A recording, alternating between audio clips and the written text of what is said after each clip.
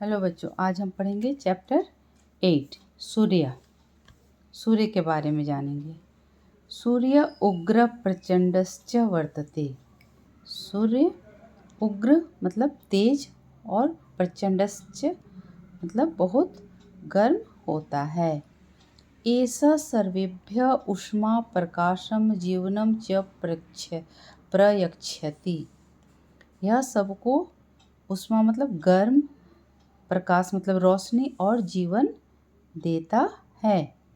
सूर्यस्य तीक्ष्ण किरणा, सूर्य की तीखी किरणें विषमयान मतलब जहरीले कीटाणुओं च नाशयन्ति। और क्या है? सूर्य की तीखी किरणें जहरीले कीटाणुओं का नाश करती हैं। सूर्य उष्ण किरणें सागरम प्रातप्य।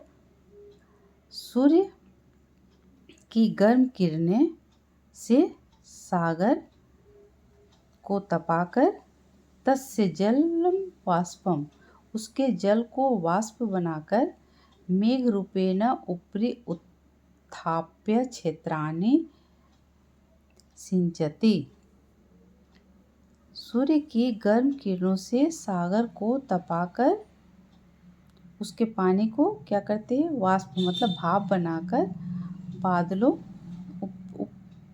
मेघ रूपेण मतलब बादल के रूप में ऊपर उठाकर खेतों को सींचता। अर्थात ऊपर जब बादल बन जाते हैं तो उससे जो पानी बरसता है तो उससे खेतों को सिंचित किया जाता है।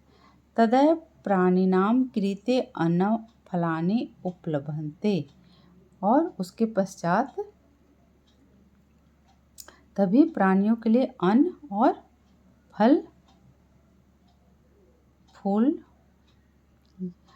या अनाज, अन्न फल फूल या सब्जियां प्राप्त होते हैं।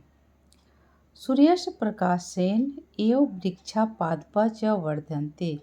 सूर्य की प्रकाश से ही, सूर्य की किरणों से ही वृक्ष और पौधे बढ़ते हैं। अद्यत्वे सौरतापेन भोजनपि पाचयितुं शक्यते।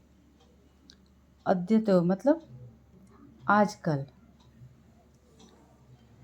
सौर तापेन मतलब सूर्य की ताप से, सूर्य की गर्मी से भोजन भी पकाया जा सकता है। शक्यते मतलब सकता है। सूर्य सृजन शक्ति उत्पादन सामर्थ्य च विद्यते। सूर्य में सृजन शक्ति और उत्पादन करने की क्षमता भी होती है। अतएव सूर्य सविता अपि कथ्यते। इसलिए सूर्य को सविता भी कहते हैं या कहा जाता है। सूर्ये महदाकर्षणं विद्यते। अतएव सूर्य में बहुत आकर्षण है। क्या है? सूर्य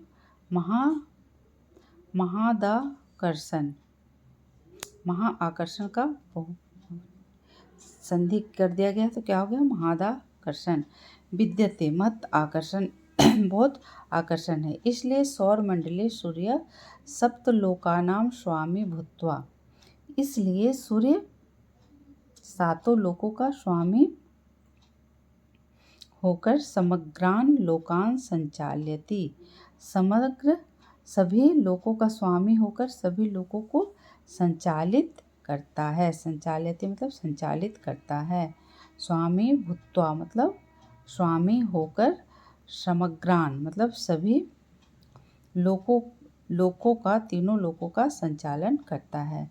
सूर्य क पराजेतुं शक्नोति। सूर्य को कौन पराजित कर सकता है?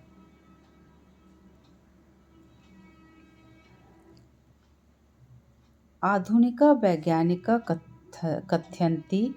आधुनिक वैज्ञानिक कहते हैं यदा वयम आकाशं प्रति पश्यामः, जब हम सब आकाश की ओर देखते हैं, तदा असंख्य तारका दृश्यन्ते, तब असंख्य तारे दिखाई देते हैं। तेषु सूर्यपि एक तारका अस्ति, उनमें सूर्य भी एक तारा है। सूर्य विशालम कंदुकम एव दृश्यते, सूर्य विशाल गेंद की तरह देखते हैं। सूर्य विशाल गेंद की तरह क्या होता है, दिखाई देता है। अस्य प्रमुखम कारणम यत्, इसका प्रमुख कारण है, एष सूर्य अस्माकं निकटतम तारकः, सूर्य जो है हमारे सबसे निकट तारा है। पृथ्वी और पृथ्वी से 1500 किलोमीटर, 1500 लक्ष मतलब लाख, 1500 लाख किलोमीटर दूर है। सूर्योष्मानं ऋतुचक्रम प्रवर्तते, सूर्य की गर्मी से ही ऋतु चक्र चलता है, चाहे ऋतु चक्र परिवर्तन होता है। अतएव कथ्यते, इसलिए कहते हैं, सूर्यस्य उष्मा प्राकृतिकम घटना चक्रम प्रचालितुम परिवर्तयितुम च क्षमते, इसलिए कहते हैं कि सूर्य की गर्मी प्राकृतिक घटना चक्र को चलाने और परिवर्तन करने में सक्षम है। वेधशालायां दूरदर्शी यंत्रे, वेधशाला मतलब जहाँ पर उसका प्रयोग किया जाता है।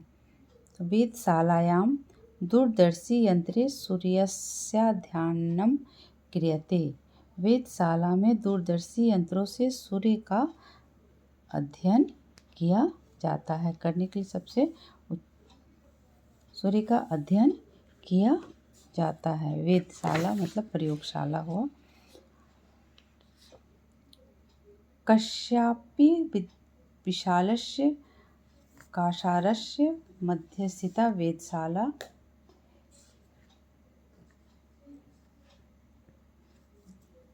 किसी भी विशाल कासार